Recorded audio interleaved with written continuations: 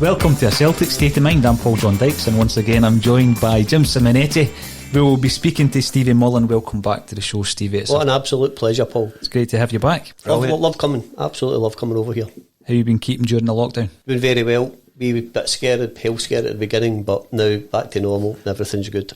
We've got plenty to speak about. We focused a fair bit on St Roch's, and that will obviously come into our discussion, Stevie, but I've been talking to a lot of people over the last few months who have spoken about you as a footballer, the talent that you had as well, and it'd be interesting for Jim and I to talk about your football upbringing, both as a player and as a Celtic fan, and how that's led you into St Roch's and what the future holds for St Roch's as well. When you go back to playing as a youngster, when did you realise you were actually quite a decent player? Very early, and again I'll go back to when I started work. I started work with Harper Collins. At that time, very few Catholics were working in it. So a guy, Eddie Conway, who was my best friend, Stevie Conway's older brother, and a lot of guys in there, you know, with real Rangers persuasions. And one who says to Eddie, "How do you know wee Stephen?" He's like, "Every time I used to get home from work, he'd be at the nursery gates with a Celtic strip." So my introduction to work wasn't very good. But first competitive game was for St Catherine's Boys Guild under 10s. Started by two gentlemen, one called Eddie Lennon and the other one was Vincey Quinn. We've done very well, and again the story was and how things have changed from our day to modern day. We used to come from Balornock, just at Wallacewell Road, and we'd have to walk on a Friday night to Balmillock Primary, which Jim will be aware of, which was about a mile and a half. We were 9 years of age and we were allowed to go there in the dark, trained by wee Danny, and be chased every single week by James Maguire and this guy Alan Montgomery, who were notorious families and used to go chases down the road as wee boys. Started from there, then went on to St Catherine's Primary under 11s with Mr Brickley, who I showed you the photo out there, Jim. Yep. And then to Frank Brennan, and again just how it changes. As a child, you're not aware of how young your teachers were. He was our teacher and our football manager. So we'd be at St Catherine's Primary on Saturday morning. Mr Brennan wouldn't be there. We'd go to Mr Brennan's door and chap it to go into football, and then it would be a bus into the town and then another bus from the town over to places like Pollocks and Convals. So that was primary school, very good, maybe just a wee bit short at that level to be like your Charlie Nicholas's, that maybe no fit enough, I don't know, but just a wee bit short at that age to be like a top kid player, but a good player. On to All Saints, things change a wee bit. You start meeting guys from different backgrounds, different areas. And again, this is, for any the younger people listening to this is how life can be fortunate or unfortunate depending on good choices. Our local school from St Catherine's was St Martha's, and there was a guy called Brian Martin. And me and Brian Martin were the captain of our school teams at primary school, became very good friends at secondary school, same interests. Brian was a wee bit of an all-American boy. Great swimmer, great golfer, great footballer. We became very friendly, played well at school teams, and we started going into the town. There was a place called Shuffles, which later became the Garage, and you could go there as it was the dancing it was called then. It wasn't the nightclubs or anything, Jim. No, dancing, eh? So we would go there together, and about 17, 18, we were still playing football, still friendly. Brian decided just one night, I'm going to become a thief. And he declared it, and he says to me and a guy called Colin Ewart, going to go up and tell my mum and dad, I'm not going home, I'm going to Blackpool. And he went away, and Brian's life just shrank. He became a drug addict, became a career criminal, and Brian's unfortunately dead now. But it's just that one wee choice. I got a job, Brian didn't want to get in that. So it's no, your upbringing, it can just be wrong choices in your life. But going back to the football, up to about 14 or 15, Balmillock United, Post Wyam, great. And then I fell out of football for about a year, playing, which was a hard time to Brock. That's when you could have maybe made something of yourself with football clubs. Went to watch Celtic every week. And then at 16 years of age, I'm hanging about Garngad a wee bit more then. But a guy called Tommy Gallagher went into St Catherine's and started the St Catherine's Boys Guild under 18 team. So the guys I had been brought up with says, why don't you come back and play? But St Mungo's, which was more local to the Garngad, they started going, no, I'm going to go and play with the Mungo. So he goes to the Mungo, this is terrible, this isn't for me. We played St Catherine's, dreadful. He says, why don't you come up? And I went back up, and that reignited my love of playing football. So with 2 years at St Catherine's Boys Guild, got to the semi-final at the Scottish Cup, which was played at James McGrory Park. We get beat with St Francis of Dundee. Jim Pyatt, who was the manager post-YM, asked me, do you want to go and play? Went there with about 4 or 5 of the teammates from St Catherine's, and I had about the 3 best years of my footballing life that time with post-YM, but culminating in winning the Scottish Cup. What players can you remember from that side? Was that the picture you were showing us outside there, Stevie? Yeah. So we know John Joyce was part of that team. Graham Elder, who probably had the most successful senior career with Queen's Park, actually managed it for a wee while after Eddie Hunter had left. Jerry Griffin, who I feel sorry for Jerry. Jerry was a magnificent player, but liked to drink. So at 18, Jerry was invited up to Dundee United, which is rare at that age for a week's trial. Got to 2 days and was sent home because the plant in the dressing room will go and get a drink biggin. Jerry went and got sent home. Jerry Griffin should have been a superstar at football. Didn't happen. But most of the guys in that picture, I'm really disappointed that none of them had a really successful career in football because they were all good enough. And they all still played football, right through amateur football, welfare football, Sunday football, but nobody really made it where big time. See, when you then have an opportunity yourself and you're asked to play as a trialist for Motherwell, how did that opportunity arise? I received a phone call saying that this gentleman, Ian Campbell, was interested in me going. So spoke to the people at Postal. Yep, definitely. So arranged, just meet them at Celtic Park, which is the dream for me as a Celtic fan. You're going to play at Celtic Park. You turn up, you think you're going to be quite fit. You don't realise the enormity and the size of Celtic Park. Even the turf is different. So I'm sweeper. Everything's going good, doing really well. Said to you earlier on, get into the dressing room at half time and Mr. Campbell's making his speech and this idiot, which is me, I think you rang me, this is what I would do, and the whole dressing room hushes and looks over to you and you think, fuck, I shouldn't have said that. And then about 20 minutes into the second half and you realise, I really wish I'd shut up, when your whole body goes into cramp and you're stretched up. Looking on the side of the park like bed knobs and broomsticks. But to be fair, they asked me back and stupidly declined that offer because people kept telling me there's something better. Motherwell's good, but we'll get you something better. That team that you played against, am I right in saying Paul McStay played for Celtic that day? Paul played, and when you play, I was lucky. I played a few trial games and unfortunately most of them seem to be against Celtic. And the level that you're at and the level that you think you're at to the level of these guys, it's totally astounding, the difference in them. See, when you've gone through that process and people are telling you something better is going to come along, when do you realise, Stevie, that opportunity or that offer isn't going to come along? When you're starting to play for Pollock, you're playing for Pollock and you realise I've missed the boat with these senior clubs. Probably the best opportunity that presented itself to me and the style of player that I was to go to Vancouver Whitecaps, which was the soccer sixes. And without sounding arrogant or big-headed, that would have suited how I played football down to the T. A lot of these managers, and it's no any fault of the managers, they probably had a vision of playing football, and as a ball-playing centre-half sweeper, it was maybe just a wee bit ahead of the curve, Paul. So they had this great idea, like this guy will be brilliant.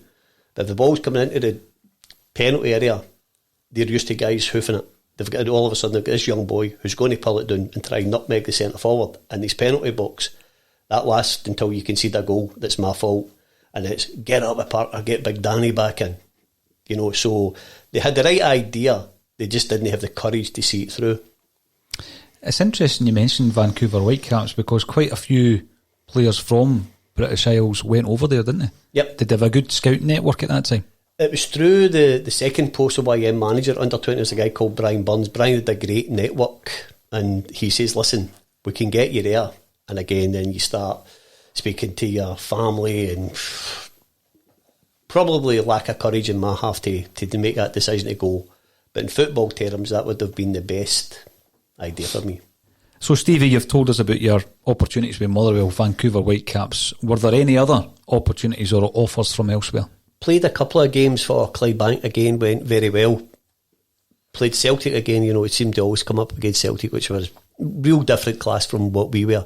But played very well for, again, at the old Kilbowie, and went into the changing room. Bobby Williams was probably the star of the show at Clydebank at that time, and he's saying what you should earn. And I don't mean this to be disrespectful, but it's a wee bit funny. Mr. Steedman came in, and Mr. Steedman had and I used it before the PC brigade came in, he did the formed hand, and I went to shake hands with him, you know, so it didn't get down too well. But he explained to me how he wanted me to play in the team. He was going to play me at left back. Then we played against St Mirren, you know, Frank McDougall, who was the 150,000, a record between two Scottish teams at that time. So the ball's come into the box, I pulled it down, nutmegged them, and probably stupidly cheeky to somebody for that area of Glasgow, £150,000 when he gave 150 quid, and he spat right in my face. So I don't know what happened after the game. Mr. Steedman, after telling me where I was going to play on the Saturday for the first team, decided not to pursue his interest. Then I went to Queen's Park under Eddie Hunter, played a few games, again done very, very well.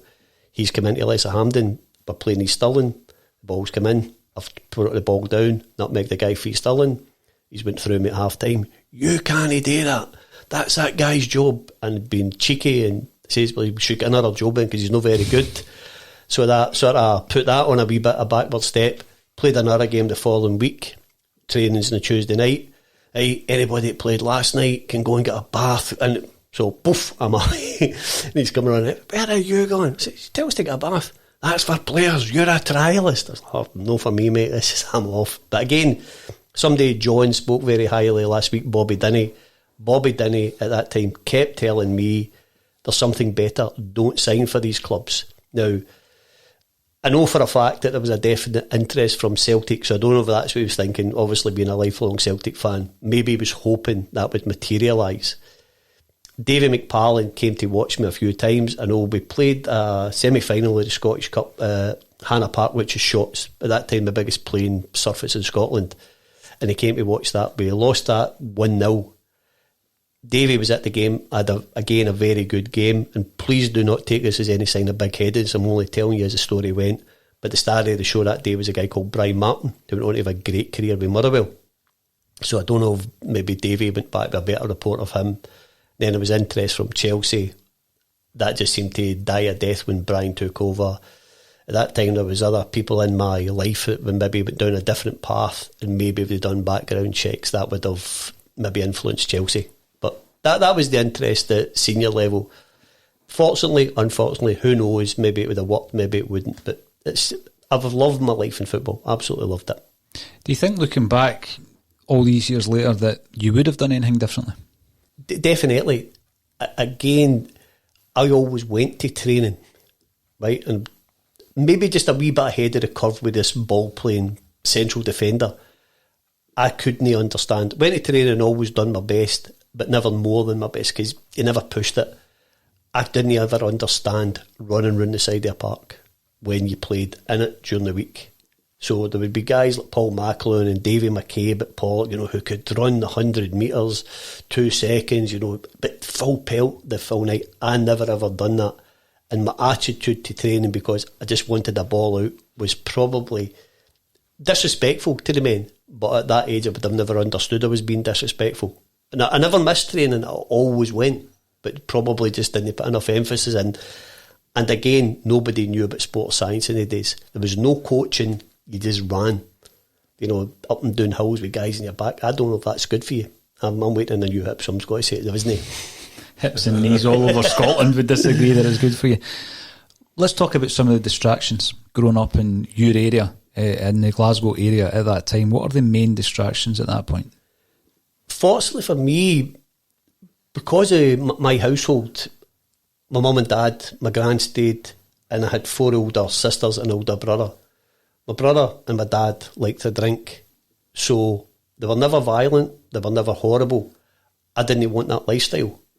My friends all wanted to drink at 15 and 16, and that didn't appeal to me whatsoever.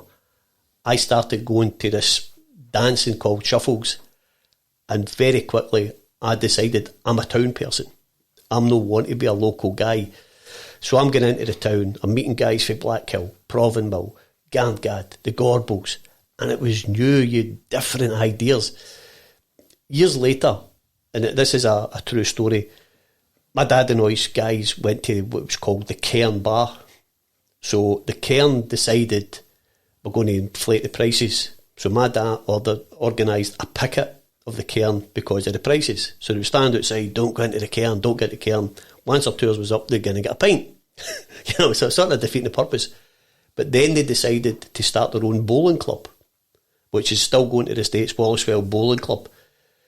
When I went back after my father had died, they did a commemoration tournament for him, and all the guys I went about with were all in there as old men before their time, or just drinking. And I thought, wow, I'm glad I didn't do that. And a couple of them made sort of snidey, derogatory comments. This isn't your style, is it? And I went, thank God. So the drink wasn't a distraction for me, but it was a guy who I played football with, a guy called Frank Flanagan. And Frank at under 14s, under 15s was everything you would want to be in a footballer. And at 16, basically same sort of story as Brian Holt. It wasn't a criminality thing, just went, I'm going to be a brickies labourer and I'm going to start going to the pub and stop playing. You know, I don't know how that goes into you, but they were the distractions. At that time in Glasgow, the gangs were a huge part of people, so they would go to gangs. Again, I couldn't fight sleep, so that wasn't something I was ever going to get into. But I liked going about. Gambling became a distraction for me. I would take solace in that and go to Shawfield. But just everything. In that age, it was everything was outside. You know, you weren't in the house very often. You were out constantly, which was great, absolutely great. See, if you fast forward to now, and obviously you do see that still being involved in football yourself, Stevie, you see the distractions that may exist now for young guys and girls coming through, not just, you know, looking for a football career, but just in general. Do you think it's changed a great deal? I think it's changed massively. I believe, and maybe Jim could come in here as well, I think we were men at 21. I have guys that I'm come across now, I don't want to mention St Roch because some of them take offence. Their children are young adults at 27, 28. I think we were men at that age. You know, we would make decisions that would probably influence the rest of our lives. I don't think kids make... The biggest change from we were young is obviously the drug culture. Drugs weren't part of our setup. You know, some guys would maybe smoke dope at that time. It wasn't even green or hash or just a wee bit of dope. And then drugs became prevalent in society. And I think it has ruined... The world closed quite rightly because of the COVID-19. We've been fighting drugs since 1979 and more people die every year from that than will be the worldwide total for COVID-19, and nobody wants to challenge it. The war on drugs isn't a war on drugs. The war on drugs is a war on drug dealers, which they don't ever seem to win. So that would be the biggest obstacle, because now you've got so many clubs like Jimmy John's Academy who are helping boys, but it's coaching. You know, everything's got to be for the whole culture, and I think it has to be tackled from the top, which I don't think they're doing.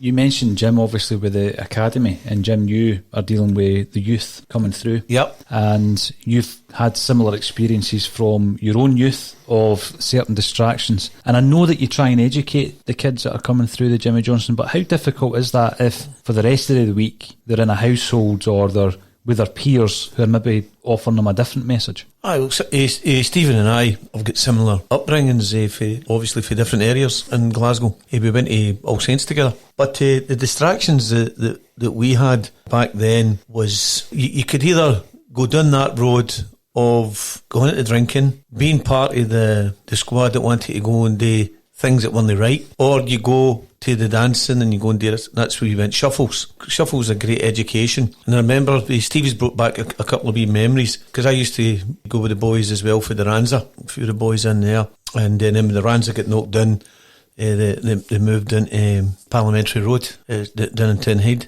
So we got the dancing for there, shuffles up the stairs and then down the stairs. Do you remember it, Stevie? Yep. So you go down the stairs and it was all soul music and different types of music of the day and whatever it was. And I thoroughly enjoyed it. It was brilliant. And I think our dress sense actually changed then as well. And we were then known what was as posers, so called posers. I don't know if we're still posers these days, but it was that was the terminology because of the way you would dress and all that. And it was brilliant. I used to love it. It was brilliant. So back to what you're asking here. So some of the things that we done, even me, some of the things growing up wasn't the best of things. But at a young age, I learnt my lesson. Had to learn my lesson quick, especially with my mother and my father, saying if you continue to do these daft things you're doing, you're going to end up here, or what do you want to do?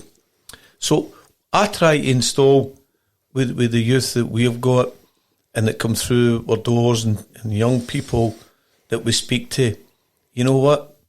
Stick in at your sports, stick in at this. Don't follow this guy because he wants to go and get involved in maybe things that are no right at a young age, especially when at 13, 14, maybe even younger. If you keep going to your football training, enjoy it, or go to whatever type of training it may be, stick in, but don't go down a road where it's going to lead you to a dead end, so to speak. Stick in at school.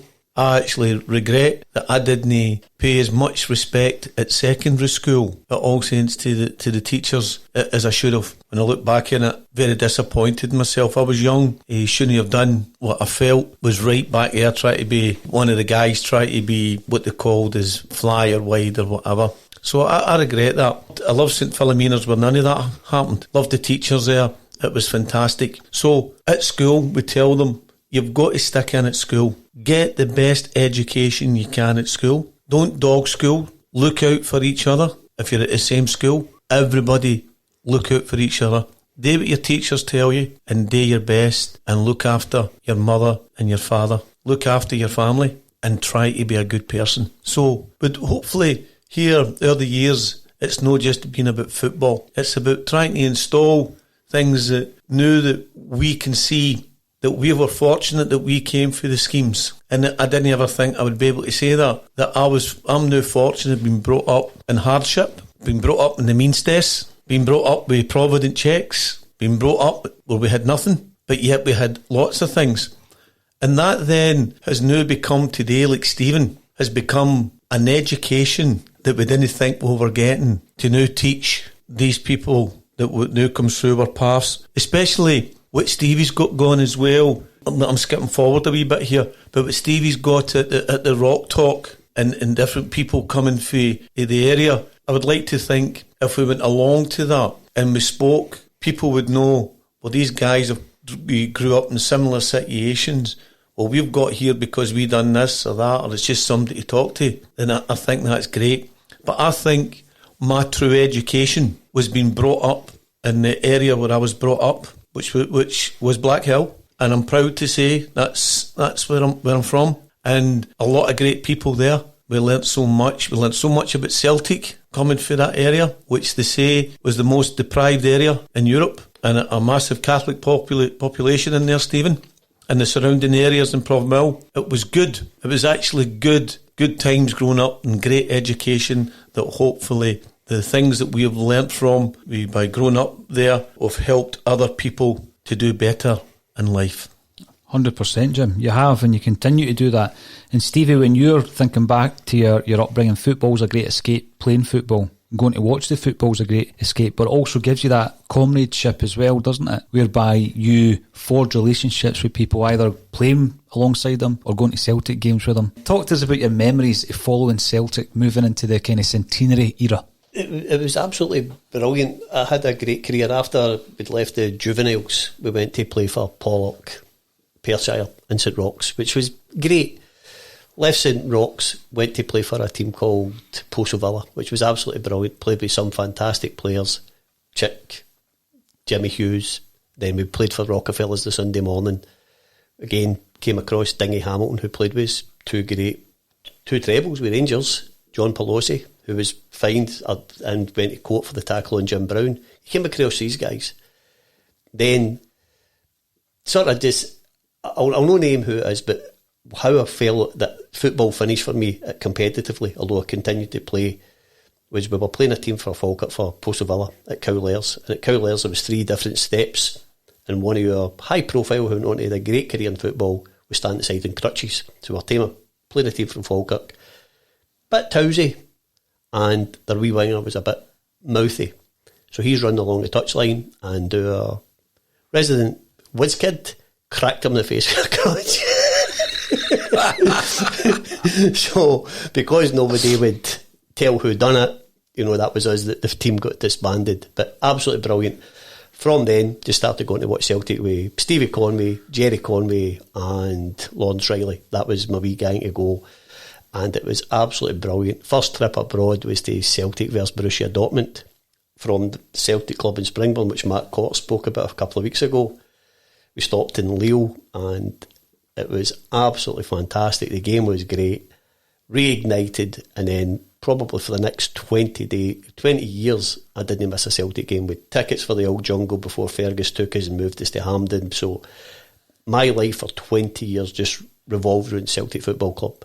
Everywhere we went, even to the fact for the Millennium, I made all my family go and take the Millennium in at Celtic Park. Everything missed.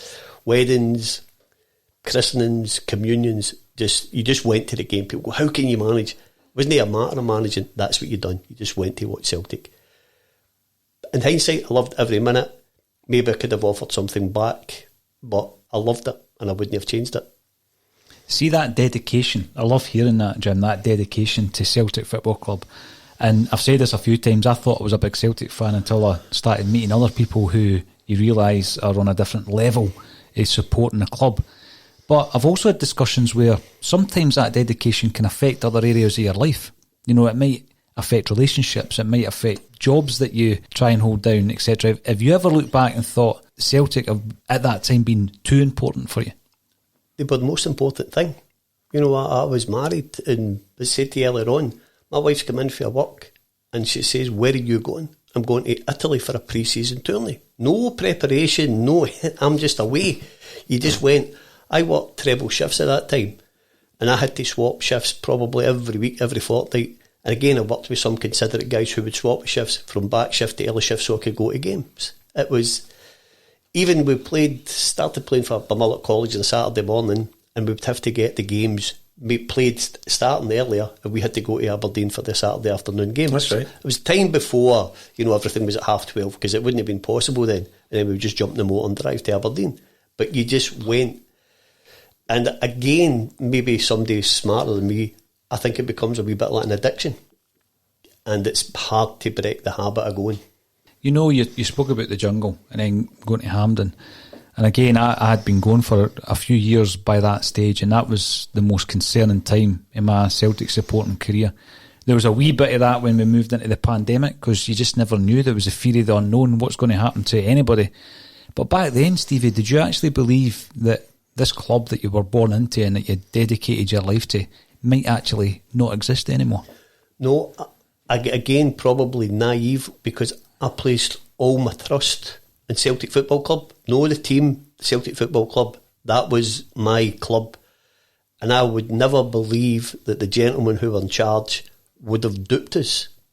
So when Celts for Change come along, I was very opposed to them and argued with a lot of friends of mine who were saying, listen, you need to listen. I was like, I'm not listening to anybody. Try to boycott games, standing outside and people you knocking in. Fights, arguments. You're not stopping me from going to watch my team. that's what I do, and I'm going in. You know, that's right. Later on, they were proven to be correct. I was incorrect, but I couldn't believe that the custodians of the club were duping us in any shape or form. So I was very naive to it, because that was my club and I had total belief in them. But you're right, Stevie. And I remember going to the games. I never stood outside. I never stood outside. Once I went into the games. My thinking back then was, I'm going in to watch Celtic. See whatever else is happening, then it's happening. But I couldn't believe it was happening either in my family. It was difficult to understand, Paul. We went in and we supported Celtic. It was what was on the park we support. And it's the people who are involved, the fans. And you're supporting your grandparents when you go. You're supporting everybody. When you go in there and you're watching Celtic at that particular time. So, if you've got a relative, let's say, that was sick, which we were, it was like a sickness in. So you don't support them? Or do you go in and you still support them? Of course you do. With our era, Celtic was like a family. Not necessarily today, it's no as much a family as it was back then, Stephen. But we went in and we supported through good times, through bad times, regardless of who was running. And it proved that they were running it wrongly at the time because of the position we get in. And then everybody that was standing outside, did they really get their way? I don't think they did get their way.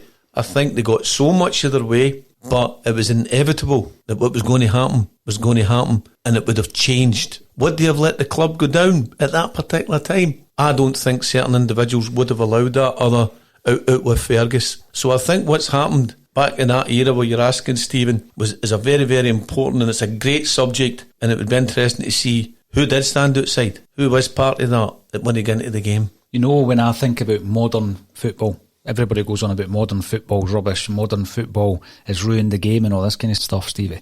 I think about modern Celtic as being post-Fergus takeover, 1994, and everything before that is a bygone age. But when I think back to going to the games and the enjoyment I got from the old stadium and the things the way that it used to be, because you didn't understand the business or the economics of it back then, something's been lost a wee bit. Do you ever look back and miss any of the kind of old days at Celtic Park? But even when it was bad, John Paul, I loved being part of Celtic. Yep. I loved it. Even when it wasn't good, I loved going to the games. I felt an affinity with the club, that even we were going through hard times, I think it made us, and this is again not being disrespectful to anybody that goes now, I think it made us bigger Celtic fans, because Definitely. It wasn't easy. You weren't winning every trophy it was going, and you had to prove your love by going to the games, you know. And when Fergus came in, fans are great and he'd support us because they needed the financial support. At that time when all these guys were going, and again, if you take it back before Celtic left, we'd 6,700 season ticket holders. That didn't sustain anything. So when your main competitors, through cheating or whatever, were being able to spend it, you need to support your club. Being a fan isn't enough, and I know people's financial situations come into that, and maybe ill health or not having any employment. But if you have that love for your football club, then you need to support them. And I absolutely loved it. When we went to the new Celtic Park, absolutely magnificent, but it wasn't the same. Now, you have your big nights, and people will always say, Barcelona 125. Definitely, you know. And if you're sitting in the old stand looking across at this magnificent stadium, it's inspiring, but it's not like that every week. And I'm not saying the jungle was great every week, but it was different, and I think it was more working class then. And if you've got working class people involved with good ethics, then it's going to come out in how everything's portrayed with your club. Take us back and tell us some jungle tales then, because there's a lot of people listening to this podcast who wouldn't have stood there in the jungle, different world. Paint the picture for us. What was it like going to watch Celtic in the jungle? Well, probably everybody, now you've got a seat and that's where you've got to sit, but probably in the jungle everybody had somewhere to stand. And again, it became area or gang orientated where you would stand. So if you would go in from the Celtic end, you'd say there's a mob for Castlemilk, there's a mob for Suicide, there's a Black Hill guy, there's a Shamrock, there's something else, and you would go right along the terracing, you know, and you would know whether, oh, how you doing, you know, people would say hello. If they've had a wee Rammy in the tune the night before, then you can get your crash. But again, at that time, it was a drinking culture. Mm-hmm. So the guys who were old enough, some of them who weren't old enough, would have carryouts which they were allowed to take into the game. And if things get a wee bit tousy, then they would just start getting thrown. You know, so if you were a younger kid standing in the jungle, it was dangerous. You know, and again, it culminated in the night against Rapid Vienna, where one bit of stupidity probably cost us another European trophy. But it was, we had to change because it was disgusting.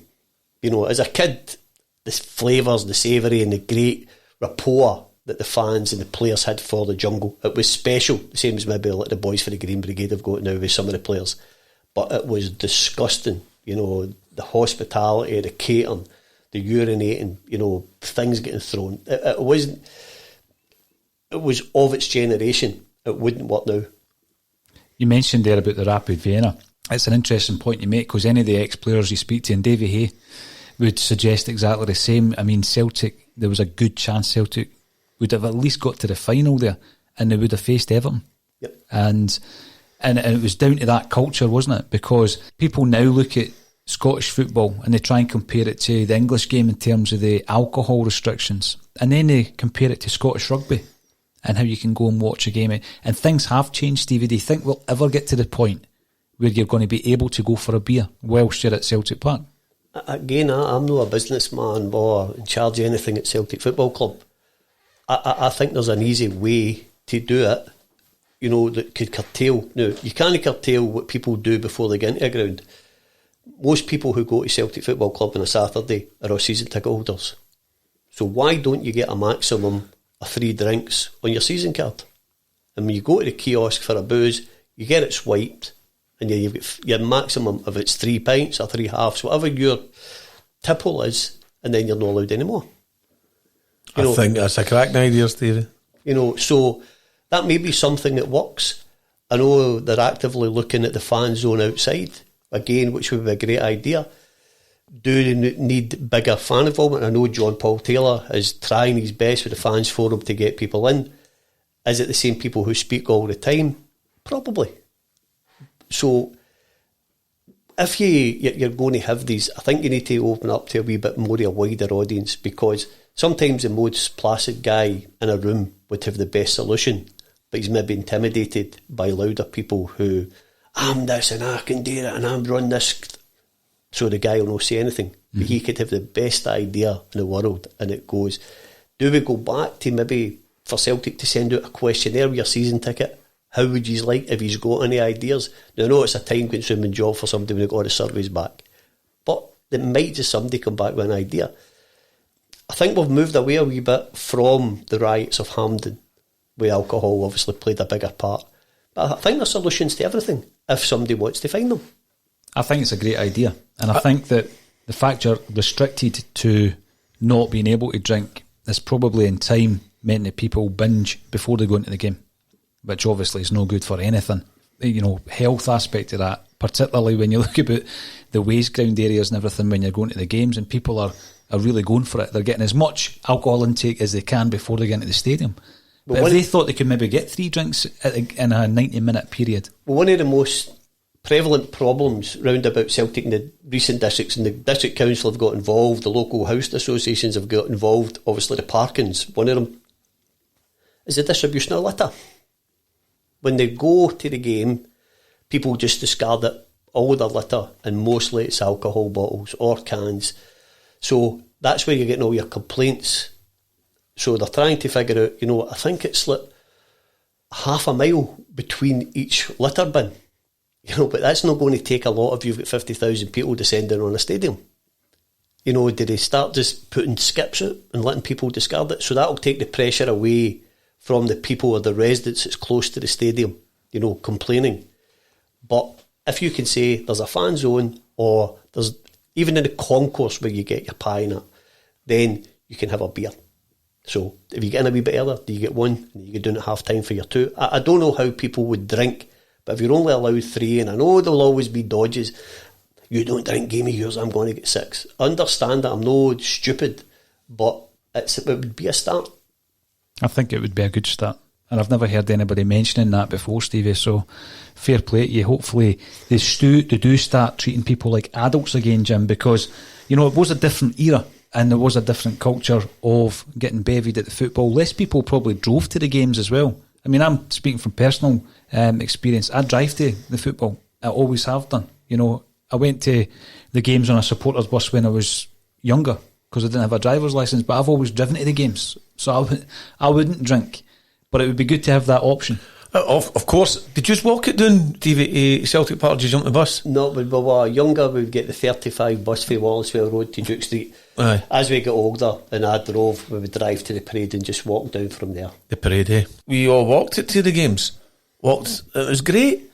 Obviously, you had to go through certain areas like Denison and whatever into the most notable street down in Duke Street in that area of Glasgow, where a certain gang would try to stop you from making your way to Celtic Park, but somehow we always managed to get there. So it's crazy, Paul, isn't it, Stephen? It is. If you were walking it, you'd have to fight your way to get in, and then as Stephen says, when you're inside the park, then you go, oh man, I can't go there because they're there, that's such and such gangs there, they're there, they know where you're fae, they know you're. Then when you come out, then you'd have to fight to get him. I find it incredible because I'm from outside of Glasgow. So I don't appreciate the gang side of going to watch the game, and particularly in the jungle, because I wouldn't have been able to recognise any of the faces or even any of the names of the gangs. I've learned more speaking to Jim about the gangs that were involved back then, you know, in the territory and in the different areas. But from outside of Glasgow, that didn't exist for me. It was there, obviously, but I didn't understand it. But the other wee thing, sorry Jim. On you go, Stephen, no? These things that came from the jungle, if you went into Glasgow city centre at night time, after 12 o'clock there was no public transport apart from George Square. So all the gangs would go to all the different, and I'm going to go back to our age, it was dances, it wasn't nightclubs, and then they'd all converge on George Square to get their buses. There was more trouble in George Square than anywhere else because they would all fight because by this time they're all steaming. And the local gangs were the Carlton Tongs, the Shamrock, the Postal Fleet, fucking running mock. And then there would be all the fights on the bus. Aye, running battles. By the way, running battles. And that was coming about that time I'm in the house watching the highlights. You're not born. you weren't born yet. But Stephen, you're right. Remember waiting in the buses, and then hopefully I'm no incriminating myself here back in the day. But no, you're waiting. So you got yourself a nice girl or whatever, and you say, right, okay, I might get a wee. He's lost for what, Stevie? Chips. Right, all right, maybe I'm trying to impress. Maybe try to impress her that I've got a couple of bob. Do you like a hamburger or something? And that was you need bus fare. Right? You were finished. Need bus fare up the road. Go, oh no. She go right my way home. But she had bus fare. Go, oh no, I've got to walk all the way back home again. Then you go, it's as Stephen said, but so everybody's now disappeared from George Square, and you go, right, I've got to go up by Toonheed. Will I go up Royston Road, or will I go along Denison way? What way will I go to get home? Because you had to walk it, didn't you? Yep. And it was always a choice going, damn, I shouldn't have bought her bag of chips. It's a completely different world to the one that I existed in when I went to the games, and obviously there would be a crossover because you said there you watched Celtic for 20 years non-stop, right up to 2007. Yep. During that period, 87 to 2007, Stevie, talk to us about some of the highlights. The highlights was being able to watch Paul McStay. Paul McStay was absolutely magnificent as a footballer, head and shoulders above everybody. Genius. Then, say, you went through some dark days, and I'm speaking to some guys at the Roch today about, you know, you always talk about the highlights, but you've got the down bits. We lost European finals, and guys, I remember arguing with a guy called Frank Gianotti, who sadly passed away years ago, and he says, what was your worst day as a Celtic fan? And for me, it was the Wraith Rovers game, because I thought, where does our club go for that? You're going to hit a share issue. Frank's like, we've lost league, son, we've lost European finals. And I understand the enormity of that. But for that day, we've got beat with a team divisions below us, which was impossible in my mind before the game, and we were going to have the share issue. The highlights, we're just going to every game, but for success, it was when Martin came.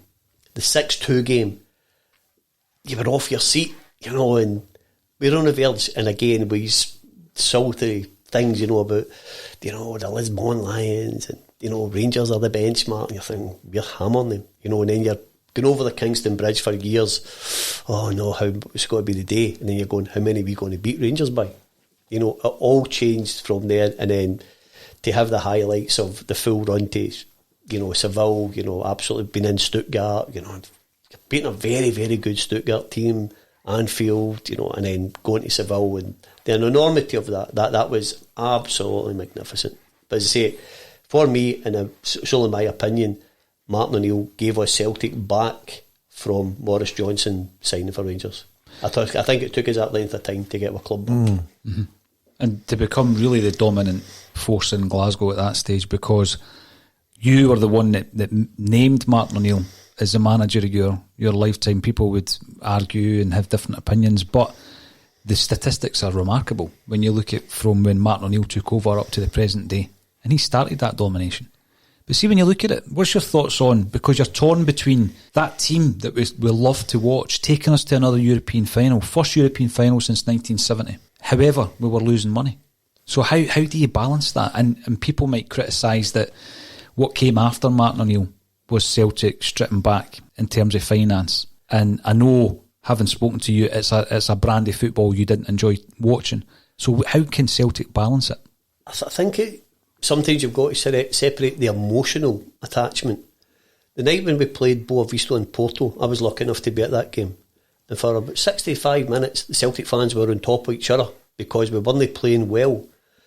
He scores a goal through Henrik and we get to a final. And there's men that I've admired for years in tears in that stadium. You know, so that emotional, see if you're losing money, it's worth it to accept that and get it. I know you can't sustain that business model and then you move on. Part of the reason, and again, some of your listeners will disagree with me, and it's a great thing about football, everybody's got opinion. I don't think you should be made the manager of Celtic because you meet somebody at a race meeting.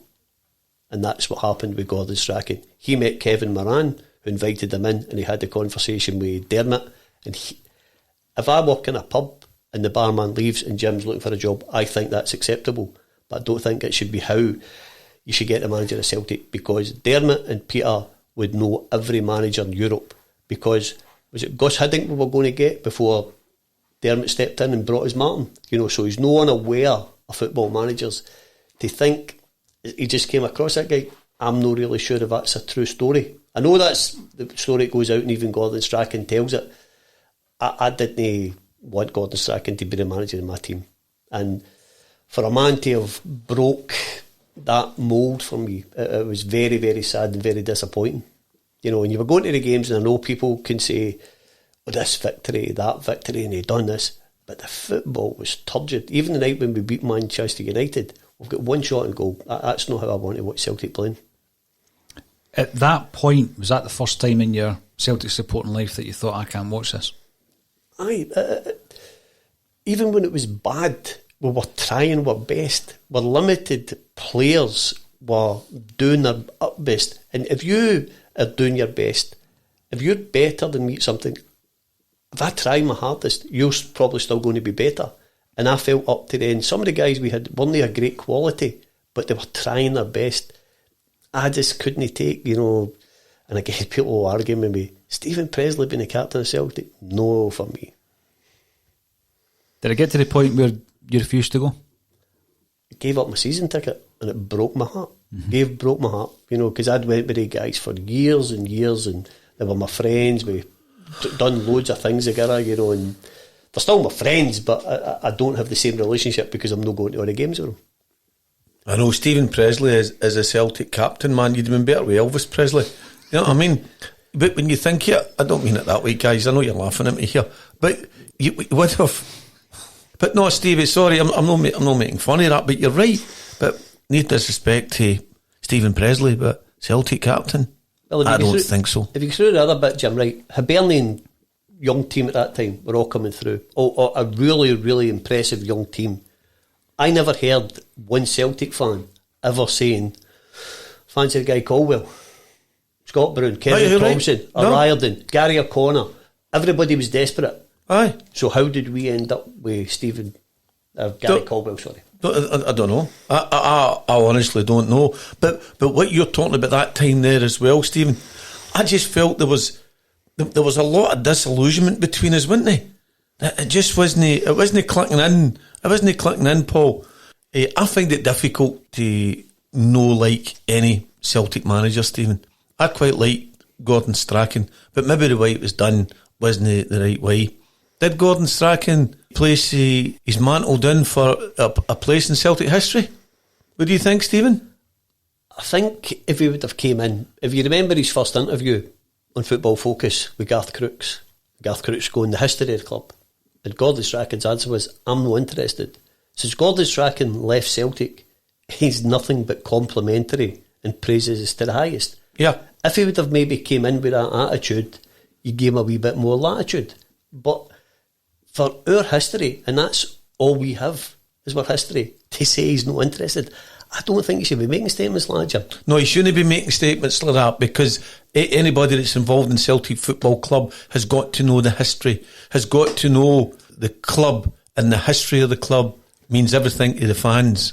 So anybody that works there, not just the manager, right down to the people who work in the shops, right to the different people who's employed by Celtic Football Club, should know about the history of Celtic Football Club, not just the manager, Stephen. No, but if you think of the things that we've done as a club to help people after tragedies, Hillsborough, the Dunblane thing, we're the first club to respond and help them.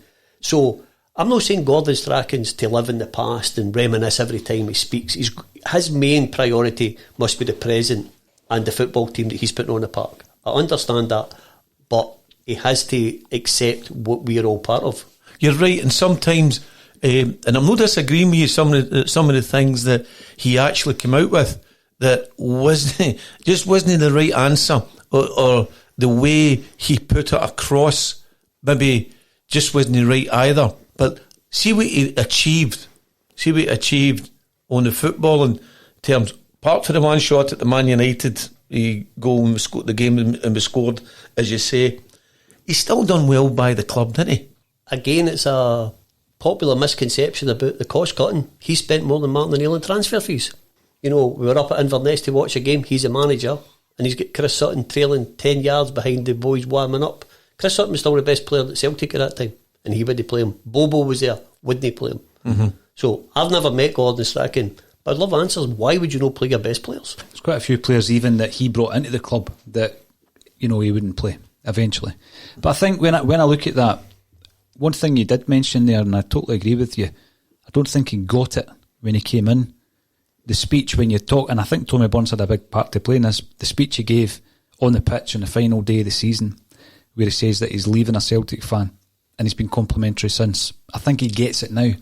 One manager in that period that you're talking, 87 to 2007, who still doesn't get us, is John Barnes. I mean, when you listen to that interview that he gave us, he doesn't get the Celtic support. Even now, all these years later, Stevie. John Barnes was a world-class footballer. Now, when I listened to your interview with him, I thought he was quite embarrassing. I thought he was trying to be quite intimidating. But he can't choose what is racism and what sectarianism. Because when he tried to down-cry the Irish thing and downgrade it to sectarianism, he's not an expert on it because he's never suffered that sectarianism. So what makes him an expert on that?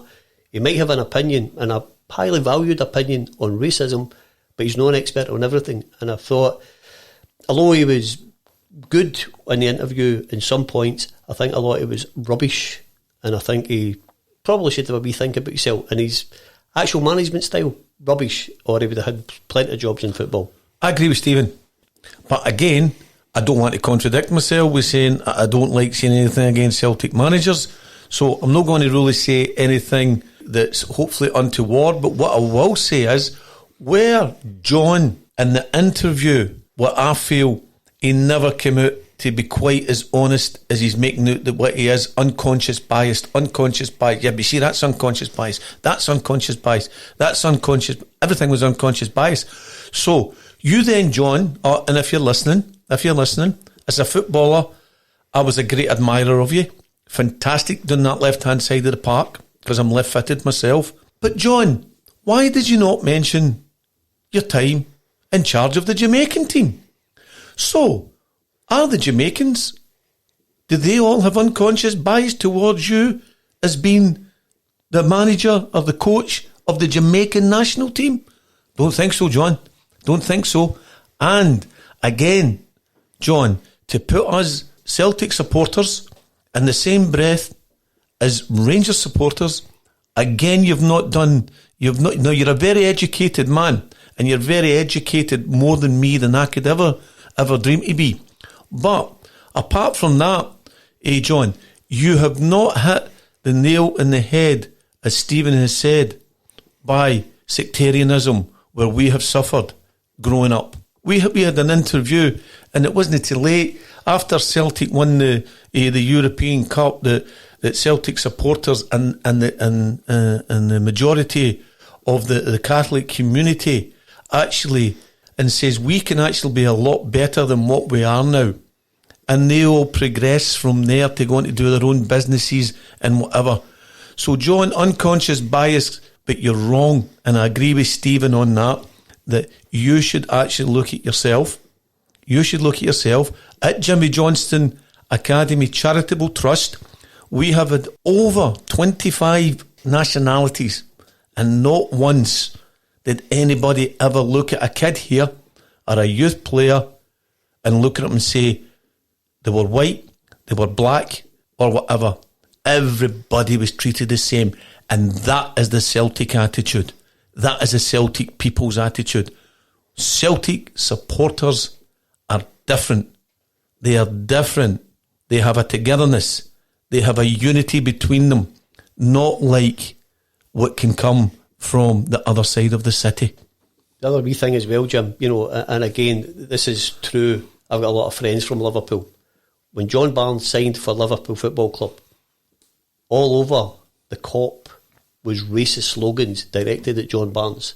So why did he not call that out? Even in his interview, he didn't bring that up. And also, Stephen, in his interview, if things were so bad with John Barnes, with the unconscious bias, why did he play for England? Why did he play? Why did he play for a country that was steeped in a divide, conquer and divide? Why did he play for a country when he knew the history of what that Conservative government done to the people in Ireland? Why did he play for them? Why did he accept his honours? Why did he accept his OBE or his MBE? Why? Where was his unconscious bias then?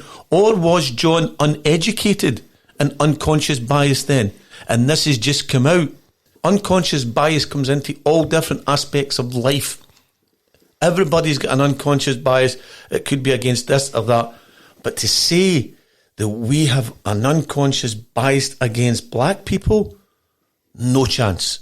Absolutely not. No, but I think you're right, Stevie. The way that he put his point across, whereby he wasn't going to listen to me or anybody else. And I want to eradicate racism out of football and out of society, of course I do. But I think the point I was making about Celtic, going back to Willie Maley's comments about it's not the creed or nationality of the players, it's the man himself. And then you look at the 30s, Mohammed Salim, the 50s, Gilbert Heron, who played at fourth Lanark on Catherine Park, the 70s, Paul Wilson, first player in the 20th century, non-white to represent Scotland. In the 90s, the first black manager in Scotland, and it's John Barnes. So I think we've got a history of embracing different cultures, but he was not listening that night. So again, looking back, that was a terrible time, and a lot of money was spent under Barnes. Do you think the last season is Strachan, followed by the first season in Mowbray, obviously was a low point in my Celtic supporting life? I think the football we played was really quite dire. Neil Lennon came back. Did he reignite that passion in you as a Celtic fan? I liked Neil Lennon coming in as a manager because I remember his debut up at Dens Park, and we scored the last minute with Didier Gant. I'm running down the road to go to night shift. I thought Neil Lennon was a fantastic Celtic player, so I was delighted when he came in as the manager, and I wanted him to do well. Did he do everything I expected him? Probably not, because I thought he was a really controlled footballer. And I thought some of the things that he would do at the side of the park was to appeal to the Celtic fans, no to the betterment of the team. Now, I don't want to sound as if, he's just an old guy, it's moaning about everything. I want our guys to be absolute winners, but to conduct themselves in such a way. And I think now Neil Lennon has been everything as a manager that I wish he'd have been the first time. But again, that can just be an age thing, a wee bit more experience. So maybe he had to leave to come back. And I'm delighted that now he is a manager, and people may be a wee bit surprised that I said that. And what about the other two managers in between Neil Lennon's two spells? You've got Ronnie Deila. It was an experiment. He was brought in as potentially an assistant manager. He gets the manager's role. I think Ronnie was a good talent spotter, but he was never a Celtic manager. So I think he done the best of his ability. And a lot of the things he said, and because he was maybe not so forthright, the press gave him a really hard time. Now, who can argue with the things that he wants his players to be fit enough to play in the Champions League? His dietary things, right, you're going to eat something that's going to help you rather than a fit supper. Why would you have an issue with that? You know, Ronaldo, Messi never miss games. They're never rotated because they're fit enough to play and they invest in their health. I'm really surprised at the hard time he got for some of his statements, and I think it was because everybody else was looking for a bigger name, and it was sort of widely known that he was interviewed to be an assistant and got a job. I think he done great under these circumstances. Again, it goes back to the culture of Scottish football, where people are refusing to, embrace his ideas of what a 24/7 footballer was. Van Dijk, he criticised Van Dijk on this podcast regarding his lifestyle. He's gone down south, he's lived his life differently, and look how that's elevated his career. So I think there was a lot in that. And then we had a completely different character altogether in Brendan Rodgers. And on a personal level, we're talking about Gordon Strachan not getting Celtic. It sounded initially like Brendan Rodgers did. Did you believe him? Every word. Absolutely every word. And I thought it was great, and I heard him speaking about the death, his parents, and how it affected him and how he changed his lifestyle because he wanted to do it. And I thought, this guy is absolutely magnificent. And I think the fact that he duped the majority of Celtic fans, if not them all, was why it was so devastating when he left. But a few weeks ago, I listened to an interview he did with Oxford Uni, and he explained there's two people, Brendan Rodgers. There's Brendan Rodgers, the human, who's a Celtic fan and will always be a Celtic fan, and you've got Brendan Rodgers, the football manager, who decided going to Leicester was the best option. Now, that's very difficult for us as Celtic fans to understand, because we're the Celtic fans, we can't differentiate. But he was able to do that. And when you listen to him, some parts of the interview, you want to put your foot through the telly, and other ones just don't want to embrace him. People, again, football's a massive, and it's a great game because everybody has an opinion on it. I wouldn't want to erase what Brendan Rodgers done from us from the history, because I thought, invincible season, we don't get them. I didn't even think the authorities would allow us to get a double treble. Now we're in the possibility of getting a quadruple treble. So he's got to play a big part in that. But again, for me to maybe change my attitude a wee bit, Neil Lennon, I think, has got us playing a wee bit better football after Brendan Rodgers' first season. And I think Brendan's ego would have held us back regarding European games, because I'm going to stand toe-to-toe with these guys. And you watch even the friendly last night, we're not in a position to do that. No, the adaptability wasn't there in Brendan Rodgers. But an interesting thing for you then, I don't know what your opinion is on Celtic's progression from here. There's an argument to say that we can't progress any further whilst playing in the Scottish game. The pandemic has opened up the debate regarding cross-border leagues. Do you think Celtic, in order to get back onto the European standing that we previously had, Stevie, would need to leave Scottish football? And would you be prepared as a fan for that to happen? The holy grail for Celtic fans just now is 10 in a row. As an individual, as a Celtic fan, I would forsake 10 in a row if we could get into the English Premier League for next season. And I've asked quite a few people, most of them go, no, 10 in a row, and then we'll go and I say, you don't get the two, you either get one or the other. If it was me, I would go to the Premier League. I think we would become a European superpower in a very short space of time, getting access to that income. The reason I ask is because Rodgers going to English football was for the betterment of Brendan Rodgers or him as a football manager. And I keep thinking, because I'm on the same page as you, I want Celtic out of Scottish football because I don't think we can progress whilst we're in that. It's restrictive. It's restrictive. We could win 20 in a row and never progress any further in Europe. That's what we're staring at. And the PSG game you mentioned is a good indication of that. I didn't think we could keep the hold of the ball for the first 15 minutes, 20 minutes, until we settled into it and the end champ started to come onto a game. So is it the same argument? As a Celtic fan, we want out of Scottish football. Maybe that's what Brendan Rodgers wanted. He wanted out of Scottish football rather than out of Celtic. I think probably. I think he does have an affinity with Celtic. Maybe not as strong as what he made out, but I think he definitely has an affinity with Celtic. If we were to go, we get £3 million for winning the Premier League, which we've done 9 years in a row. It's 27 million quid. Bournemouth will get £100 million for being relegated. We're playing against Mbappe last night, who's going to be valued at 180 to 200 million quid. We're looking at guys at 2 million quid as projects, and can we get them to go on? And some of them have been successful. But if you go and buy Mbappe, he's a success for the minute he walks through the door. Yeah. You're watching the wee boy Frimpong last night. Everybody loves him. Can he play him against Mbappe? Christopher Ayer, who AC Milan are reportedly interested, he's 5 yards behind the rest of the central defenders last night. So when the ball's going through and Frimpong's no match in the run, we're caught. We're playing against a different level of player. And right now, we're doing our best, but we're not anywhere near that level. If we get access to that money, I think we would be. Because the 3 or 4 guys that are standing out last night in the Celtic team would be 9 or 10. Straight in there and at that level. Absolutely. How would you feel, Jim? I know that you've watched Celtic since you were a young lad. If you watch Celtic for 50 years, 45, 50 years, you've obviously got an affinity with Scottish football. Absolutely. To win 10 leagues in a row would be magnificent. Will be magnificent when we do it. I would go to the bigger platform. Okay, a lot of people would say, no, but that's history and then go. But Stevie's saying, if you've got the choice, that or that, I'd go into the bigger playing field, get my hundreds of millions, 200 million, whatever it may be, and then use that for the players that's got to be bought and to make even more history and go on and win European Cups.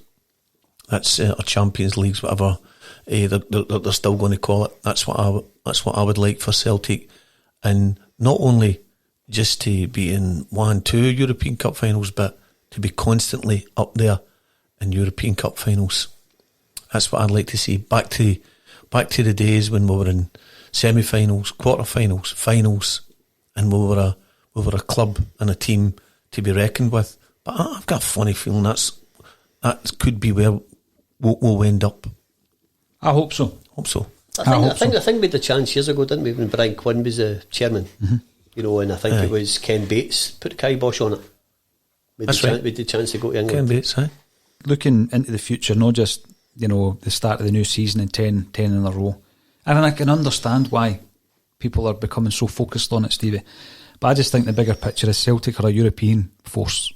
It's not about just winning the league. You've got to have a bigger, wider view of that when it comes to a club like Celtic. I think it was proven last week in the wee pre-season tournament. Lyon play a reserve side in the first game they play, and then they play the full team against us because we're respected. When all these other teams come, whether it's Barcelona, AC Milan, the players all want to play at Celtic Park because it's a real occasion for them.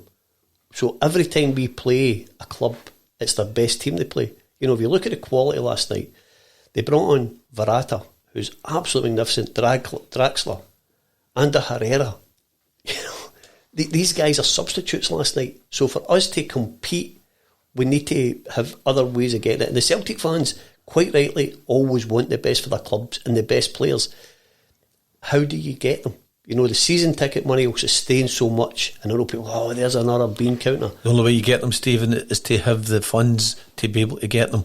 And by that, and you've made the right call by saying the only way we can get the funds is to go and play in a bigger stage. would we still have Moussa Dembele if we were playing England? Probably. Because he wouldn't need to go elsewhere to access the sort of money that they're all looking for as wages. Van Dijk as well, and so on and so on.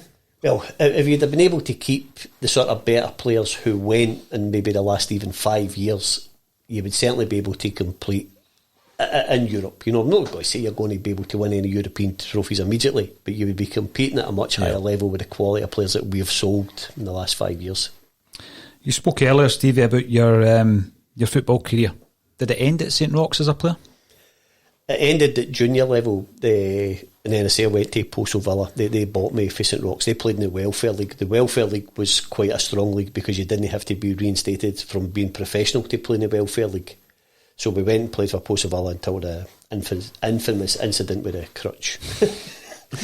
but a great story from these days, with a guy called Podgy Little played. Podgy was a real character from Postal.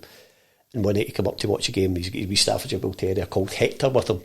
So the goalie's no showed up. Do you want to play in goal? What you are playing? So he ties his dog to the post. the centre forward's running through and the dog gets released. Right on in the ball.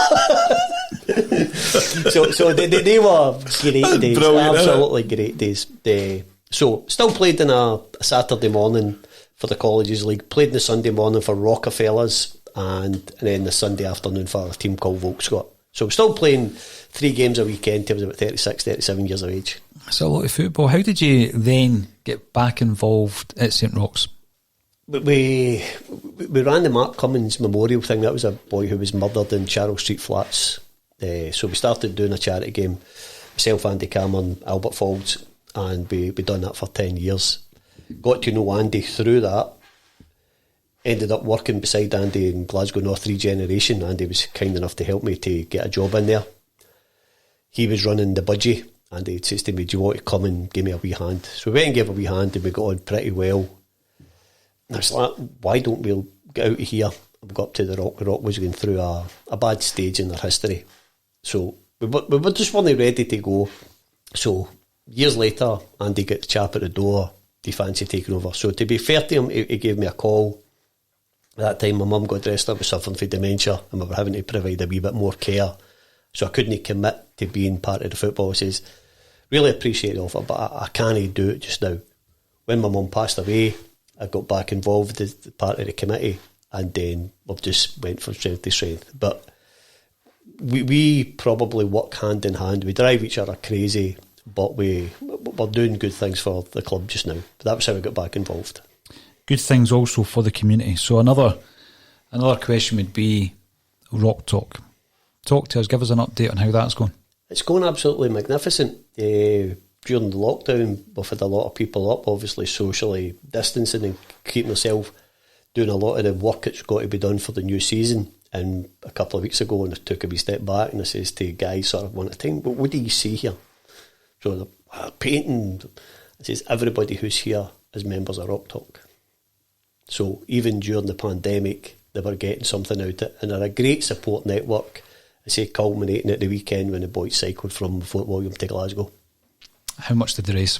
They raised over £2,000, but they're good lads and they're good fun. But I drove some of them up to Tyndrum and stayed overnight, and then drove them to Fort William on Saturday morning. But they're absolutely crazy. Good fun. No any bitterness, no any animosity, but just good fun. Brilliant. Now, there's a few things, obviously, that the Jimmy Johnson Academy will be involved with St Roch's in the coming months. But some people might not understand fully what's been happening with the junior football and how St Roch's are developing after this season. This has been going from about 2012, where they've been talking about the juniors entering the pyramid system. Mm-hmm. And the people in charge was Tom Johnson, who probably thought the juniors were more prominent than what they actually were within the system. So now the 67 West Region teams have all entered the West of Scotland Football League, which hopefully will be competitive games in October. And we're in St Roch's will be in Tier 7 in Conference League C. They all agreed we would all go over, and it would just be 4 leagues of 16 teams, because there's a few other teams who's going to join us, and everybody agreed we would go And then at the last minute, we sort of got stuffed by Ron Petery, who says he was wanting a Premier League, which 20 teams got accepted into. They're in Tier 6, and the other 3 leagues are 3 conferences. So we've A, B and C, we've ended up in C. Playing towards Tier 6? Going towards Tier 6. Probably, and it's not to put any pressure on Paul, this would probably be our best ever chance of getting into the Premier League, because the winners of the conference which we are in will get automatic promotion into the Premier League. If you're second, third or fourth, you'll go into which was the Championship which we were in. But you're going to have 7 teams coming down from the Premier League and 3 teams from A, B and C, so it's going to be really competitive in year 2. And what's your plans for a development team at under 18 level? Well, because you've joined this Western Scotland Football League, you're allowed an under 20 team, which we've gone. Andy Cameron, who was previously the junior team manager, he's going to take that. He's got some new coaches. We've had some of the trials. I think there's now 5 previous Jimmy Johnson Academy boys who have been signed up. So that'll be Andy's role, to develop players for the new team. I've spoken to Jim, and we're hoping to set up a good relationship between Jimmy Johnson Academy and St Roch's for an under 18, and we'll work together.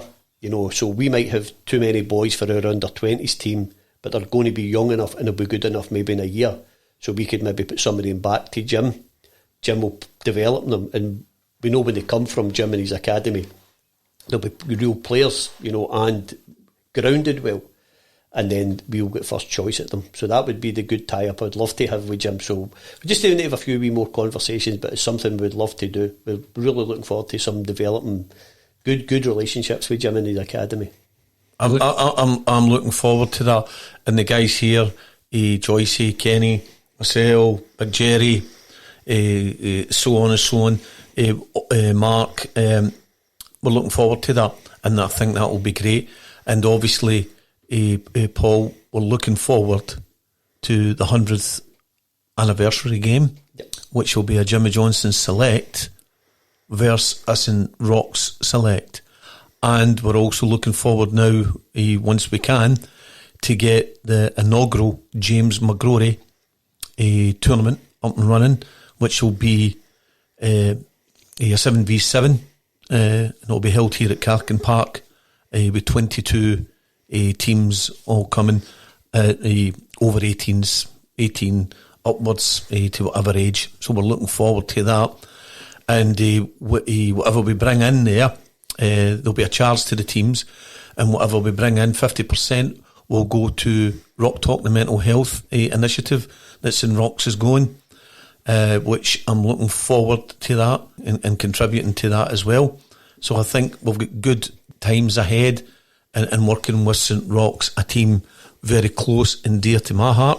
And I know Jimmy loves St Roch's as well, as did a lot of the Lisbon Lions, including the great Willie O'Neill. The other wee initiative we've got going, and we've got good publicity for that, is we've designated a part of the ground, which would be the other side of the pavilion from the entrance, where we're going to create a memorial garden. You know, so the boys cycled at the weekend, so that money will be spent on creating a memorial garden where we'll have roughly 7 benches, a wee quiet space. People will be able to get plaques for loved ones, donate benches, and it'll just be a wee quiet place to remember loved ones who have been departed, you know, and they'll have a nice wee place on a Saturday, even just to watch the game from it. But it'll be a wee special place. And people have said there's a grief football thing in Berlin who have contacted us, and they think it's probably one of the first in world football to have a memorial garden within their stadium. So that's our aim. We've had a few names, you know, suggested to us. My suggestion, and that's probably going to be what we call it, will be the Pat Fagan Memorial Garden. And Pat died as a result of an injury received on the park in 1980, playing for St Roch's against Blairgowrie in a Scottish Cup tie. So that would be our aim, and we should probably, hopefully, have that up in the next few months, you know. And again, I think it'll be lovely for people. A fitting tribute to Pat as well. Yes. Well, all I can say on behalf of Jim Simonetti and myself, Steve, is thanks again for coming down and chatting to us. It's been a real pleasure, and hopefully we can do it again sometime. So thank you very much for joining us on A Celtic State of Mind. Thank you, absolutely loved it. Thank you, guys. Thank you.